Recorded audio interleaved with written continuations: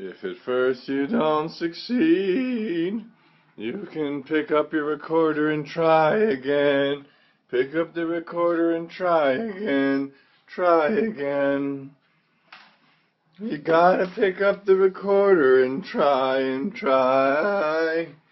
Gotta pick up the recorder and try. Hi, Kelsey. I'm not mad at you. I'm mad at the recording. I just spoke for about a half an hour. It was on this thing, but I'm going to just start using the super high quality camera that now I have to run it through a processor so it doesn't take forever to upload. I had an app that I actually paid for, and it just didn't record. So I'll spend the first couple of minutes of this one just bemoaning that fact, even though, get to your point, white boy, really. So I'm just going to rattle through this, and it's a relatively sensitive topic, so don't take it personal if I come off as cold and calculated and just there goes my friend's mom. A trabajo. Ella está caminando. A trabajo. So don't take it personal if I approach the topic insensitively. I just spent a half an hour approaching it relatively sensitively. Blah blah blah. Let's get into it. It's no mere coincidence that when I took mind-altering drugs, including marijuana, which is a hallucinogen, even though it's just fun. It makes you hungry and tired, says the popular culture that wants you stupefied and addicted to mind-altering substance, addicted to escapism, addicted to coping mechanisms, as Montaigne, M-O-N-T-A-I-G-N-E, said in his essays. It has you expending your passions upon false objects because real ones are wanting, lacking. They're not there. You can't fix real problems, so you look for imaginary problems. But we do that no matter how much we look for, no matter how much our problems are imaginary. If we pattern seek, we're pattern-seeking animals. No matter how much we get it wrong, well, that pattern was wrong. We don't give up pattern seeking. So you take drugs. I'm just going to breeze through this. The oxygen deprivation from any smoking, and if you don't smoke, even vaping, the drugs inside it. So this is me assuming, as I said before in the video that's a half an hour long, if it doesn't apply, then just drop it, or apply it however you can. If you don't do drugs, it's fine. You must do drugs because you said you saw paranormal stuff. No, it's just, I really have no energy after spending a half an hour. And I was hungry, and now I got food, but I'm going to do this video and be done with it. If you don't do drugs, if it doesn't fit, then don't apply it. I used to do drugs, and it was no coincidence that I was afraid of Mormon Jesus getting me doomsday scenarios. 20% of people that smoke weed experience significant paranoia, including doomsday scenarios. I'm one of those people.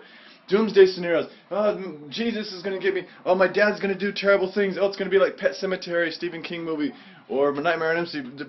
Your mind takes, it can only pattern what it sees or what it's seen, so it takes what it knows. So that's how I know that my paranormal experiences with acid, weed, etc. were made up by my brain, because now that I have such an expanded frame of reference from more than a decade back when I would do drugs, I know it was just taking what was available to it at the time. Now looking back on it, I mean, for example, now if I took drugs, my mind wouldn't race for pattern seeking and escapism of fight or flight and all that. It wouldn't race to, your dad's going to get you, Russ, you took drugs, like it used to. Or white Jesus isn't happy. Oh no, white Jesus, my dad. And it wouldn't do that because it wouldn't be effective. I'd be here going, okay, I don't give a fuck. I'll beat my dad's ass and fuck white Jesus. Literally make love to him. No, it would do something if I took drugs and I fell into a doomsday scenario. It would say, oh, you're in Mexico, they're going to cut your head off because you're a journalist. And I would say I would have the dialogue with my brain, schizophrenia. No, but I did journalism to try and help people. And it would, no, you didn't. You always pretend that you're trying to help, but really you're a bad guy. And it would be pulling what I know of the atmosphere in Mexico and what I know of what people say online. You're not really a nice guy. You just pretend constantly. In meticulous ways, pretend. If I did drugs, including marijuana, which is a hallucinogen, makes you hallucinate, and I started pattern seeking, I could find those things, connect them together, and then my mind would look like the comment section of my last video, 1154, this being 1155.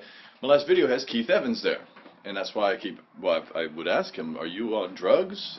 Did the military do anything to you? And he doesn't answer. He just freaks out and accuses me of stuff.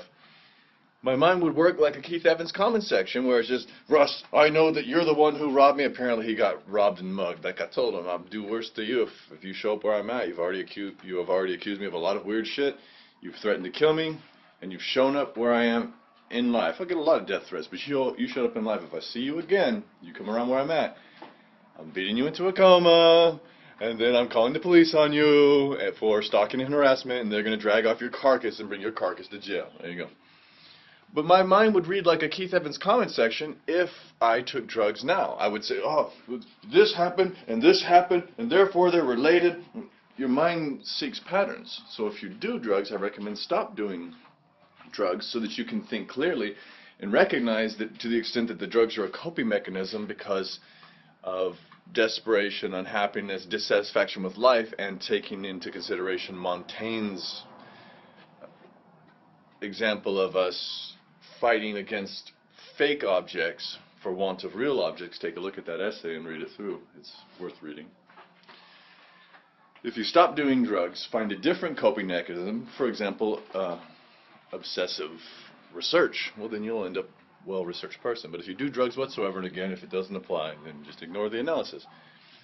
But if you do drugs, and then you see these paranormal things, I'm going to just say, well, it probably came from that. But I don't remember putting this on the bed.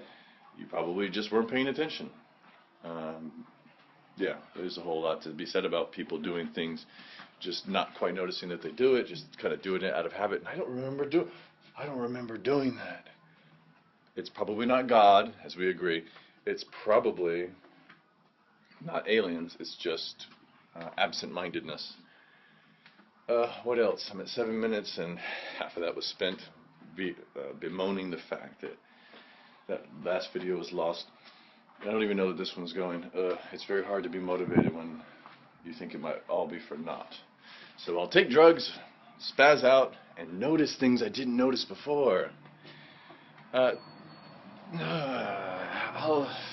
leave it there. I'm just thinking of all the other things that I mentioned, but I don't feel like trying to tie them together because it gets into Trump and all these things.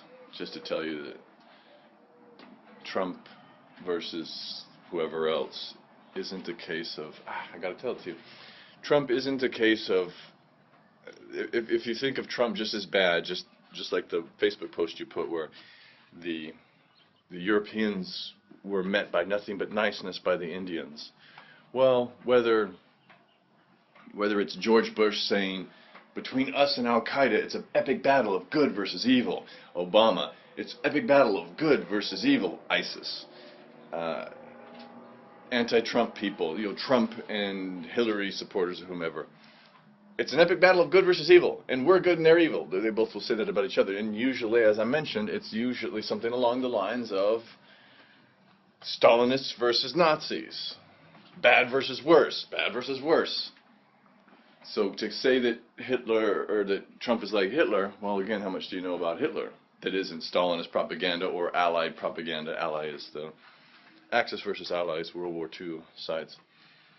Not to advocate Hitler, but what do you actually know about him that isn't just propaganda? Not to make him look bad. That's an afterthought. To make us look good. No matter what we do, well, we're not Hitler. These are the real questions you could engage in. Again, I'm just assuming for the sake of argument. If you weren't doing drugs as a form of escapism, as a form of coping, as a form of fun, find another way for fun and you'll be far more effective. Again, don't take it personal if it doesn't apply. And as far as the Trump versus these people, see, Trump, oh gosh, this is the last I'll say, and hopefully this comes out. Ugh, so annoying, so tedious to talk for half an hour, way more structured than this, and there was a dog in the video, and there's no audio. Trump looks good to some people compared to people that advocate that you kill your kids. Well, no, because there's too many people and this, that, and the other thing. Remember that the history of the world is a history of fighting for religion? No, for resources, especially land, food, and women. And so when people tell you there's too many people, so kill your kids, that's the platform of the Democrat Party. That's among the platform. That's there, and you say, well, why don't I kill your kids? Nancy Pelosi, you know Nancy Pelosi, as I mentioned, she had a bunch of kids before she got into Congress and started saying how useful it is to kill for other people to kill their kids. Now, if somebody came to you and said, hey, I'm going to kill your kids and take your resources because I'm Jewish, Deuteronomy chapter 20, verses 10 through 18. I'm going to come to you, I'm going to kill you, take your resources, you go, whoa, we're at war, and you fight back. If they say, you know what, there's just not enough resources, you should kill your kids. You say, but slowly but surely, just like when you take drugs and the oxygen deprivation causes you to go into fight or flight and you can't quite cope, try holding your breath and doing anything. Slowly but surely, people can eventually convince you. They've nudged you off the path, suddenly you're off the path. You wouldn't let them knock you off the path, but they've nudged you, then you're off the path, and you're saying, no, it makes sense that we should advocate to kill each other's kids, or that they should kill their kids, and you should be a good citizen. Recognize, biologically speaking, the biological imperative to reproduce isn't to kill your kids.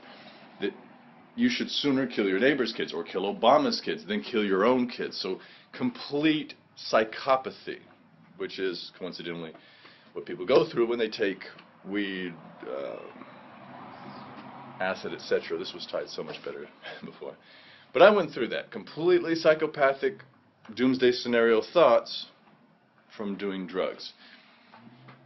One party wants you to do drugs, so they're bad. Since it's good versus evil, Trump must be good. And you can tell Trump's good because he doesn't have to get his money from all those rich guys with their bad priorities. He is the rich guy with the bad priority. We've just cut out the middleman. And then you hear him so arrogant, so self-righteous, so smug, such a silver spoon-fed fucking clown. Talking about, I don't have to ask these guys for nothing. You are those guys. The whole reason we worry about rich people with bad priorities is because they're like you. What's wrong with Trump? You know, he builds things. Casinos, that's all you need to know. This is an example of the real objects we could be fighting against rather than worrying, why was my phone in my bed? Or why did that thing move? There could be reasons. It could be a lot of things, especially if it's drugs. You drop it, you start dealing with these kind of things. For example, consistent pattern thought, pattern seeking and pattern thought meaningfully. For example, recognizing people pretend that it's good versus evil.